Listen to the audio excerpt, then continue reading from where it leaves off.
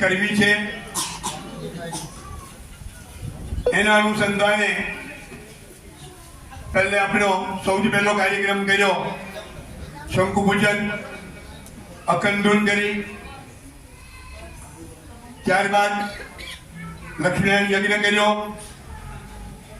118 યજમાનો દ્વારા સત્યનારાયણ ભગવાનની કથાનું પૂજન અર્ચન થયું અને આજે એક ત્રીજો સુંદર શુભ માંગલિક પ્રસંગ કરવા જઈ રહ્યા છીએ, શ્રીમદ ભાગવત સપ્તાહ.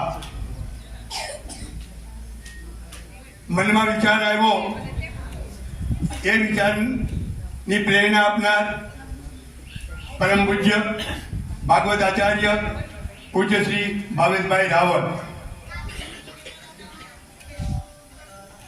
એમની અદમ્ય ઈચ્છા કે રતિ કાકા મારે મંદિર માટે કંઈક કરવું છે.